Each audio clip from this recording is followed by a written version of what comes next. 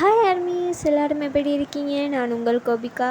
Parents for second மேரேஜில் இன்றைக்கி third part பார்க்க போகிறோம். செகண்ட் பார்ட் பார்க்காதவங்க ப்ளீஸ் போய் பார்த்துட்டு வந்துடுங்க. செகண்ட் பார்ட்டை நான் எதுலேருந்து முடிச்சிருந்துருப்பேன்னா, ஜேகே ஃபைலை எடுத்துக்கிட்டு வீட்டுக்கு போயிருந்திருப்பார் டெண்டரை வின் பண்ணியாச்சுன்ற நியூஸை சொல்கிறதுக்காக. அப்போ ஜேகேட அம்மா இன்னொரு கல்யாணம் பண்ணிக்க சொல்லி கேட்டிருந்துருப்பாங்க. அதுக்கு ஜேகே முடியாது அப்படின்னு சொல்லி ஆர்கியூமெண்ட் பண்ணியிருந்திருப்பார். அவங்க கேட்காதனால உங்கள் இஷ்டம் அப்படின்னு சொல்லிட்டு ரூம்குள்ளே போயிருந்திருப்பார். அதுக்கப்புறம் கொஞ்ச நாள் கழித்து நிறைய வரன் வந்திருக்கோங்க ரெண்டு பேருமே ஒரே மாதிரி அதை ரிஜெக்ட் பண்ணியிருந்திருப்பீங்க. இதனால் வீட்டில் பெரிய சண்டையே வெடிச்சிருந்துருக்கும்.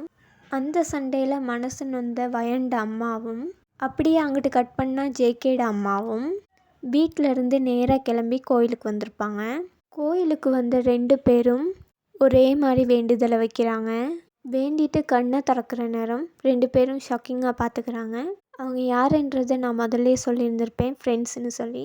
இவங்க ரெண்டு பேரும் சந்திக்கிறதுலேருந்து தான் நான் செகண்ட் பார்ட்டை முடிச்சிருந்திருப்பேன். ஓகே, இப்போ தேர்ட் பார்ட்டுக்கு போவோம். இந்த ஃப்ரெண்ட்ஸ் ரெண்டு பேர்த்துக்கும் கொடுத்த இன்ட்ரோ போதும்னு நினைக்கிறேன். Miss back to the story. இவங்க ரெண்டு பேரும் சின்ன வயசுலேயே என்னமோ பேசி வச்சுருந்துருப்பாங்க போல். அப்போ ஜேகே அம்மா சொல்கிறாங்க, எனக்கு ஒரு மகன் பிறந்து உனக்கு ஒரு மகன் பிறந்தா நாங்கள் சம்மந்தி ஆகலாம் அப்படின்னு நாங்கள் பேசி ப்ராமிஸ் பண்ணியிருந்தோம், உனக்கு ஞாபகம் இருக்கா அப்படின்னு கேட்குறாங்க. அதுக்கு அவங்க அம்மா, ஆமாண்டி எனக்கு ஞாபகத்தில் இருக்குது ஆனால் அப்படின்னு இழுக்கிறாங்க. அப்போ ஜேகேட அம்மா உனக்கு ஓகேவான்னு மட்டும் சொல்லு அப்படின்னு கேட்க உங்கள் அம்மா உடனே ஓகே அப்படின்னு சொல்லிட்டாங்க. அம்மா ஓகேன்னு சொன்ன அடுத்த நிமிஷமே ஜேகேயை பற்றின எல்லா விஷயத்தையும் ஜேகே அம்மா மறைக்காமல் சொல்கிறாங்க. அதே மாதிரி உங்களை பற்றின எல்லா விஷயத்தையுமே உங்கள் அம்மா ஜேகே அம்மா கிட்ட மறைக்காமல் சொல்கிறாங்க. அதோடு கட் பண்ணால் ரெண்டு பேரும் அவங்கவுங்க வீட்டுக்கு சேர்றாங்க. வீட்டுக்கு கிளம்பி போயிருந்துருப்பாங்கள்ல ஜேகேட அம்மா, அவங்க போயிட்டு ஜேகே கிட்டேயும் ஜேகே அப்பா கிட்டேயும் இப்படி நடந்த விஷயங்களை பேசுகிறாங்க. அப்படி பேசிக்கிட்டு இருக்கக்குள்ளேயே வயனை பற்றி, அதாவது உங்களை பற்றின எல்லா விஷயங்களையுமே சொல்கிறாங்க. ஜேகேக்கு புரிஞ்சனால ஜேகே உங்கள் இஷ்டம் அப்படின்னு சொல்கிறாரு. அதே மாதிரி தான் இங்கிட்டு வயனும் சொல்லியிருந்திருப்பாங்க. ஏன்னா ஜேகே பற்றின எல்லா விபரங்களையுமே முன்கூட்டியே சொல்லியிருந்திருப்பாங்க. அதனால் வயனும் உங்கள் இஷ்டம் அப்படின்னு சொல்லிட்டு போயிருந்திருப்பார். இங்கே வயன்னு சொன்னது உங்களை தான், ஓகேவா? அடுத்த நாள் ஜேகேவை கூட்டிக்கிட்டு கொஞ்சம் பேச வர மாதிரி வந்திருப்பாங்க அவங்கள பார்க்குறதுக்காக.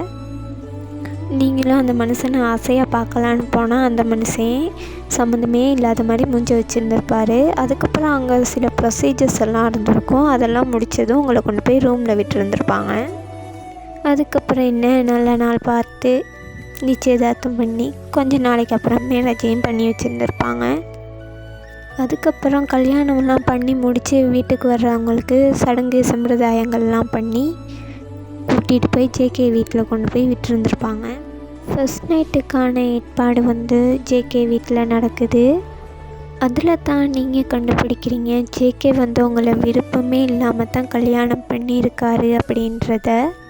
அதுக்கப்புறம் நீங்கள் அவரோட பாஸ்ட்லேருந்து வெளியே வரத்துக்காக ஒரு டைம் கொடுப்போம் அப்படின்னு சொல்லிட்டு ஒரு பொண்ணுக்குள்ளே இருக்க வேண்டிய அவ்வளோ ஃபீலிங்ஸையும் மறைச்சிட்டு அமைதியாகவே இருந்திருப்பீங்க.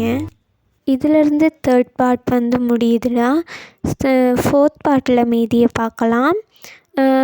இந்த பார்ட் பிடிச்சிருந்தா லைக் பண்ணி ஷேர் பண்ணி கமெண்ட் பண்ணிவிட்டு சேனலை சப்ஸ்கிரைப் பண்ணிக்கோங்க. ஏன்னா சேனலில் 30 பேரே தாண்ட மாட்டேங்குது.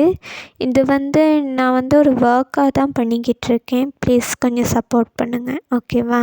இந்த ஸ்டோரி முடிகிற வரைக்கும் இதே பேனர் தாண்டா வரும். இந்த ஸ்டோரி முடிஞ்ச கையோடையே ஜிமினிக்கு இன்னொரு மினி சீரீஸ் ஒன்று இருக்குது. அந்த மினி சீரீஸ் சீக்கிரமாக ரிலீஸ் ஆகும்.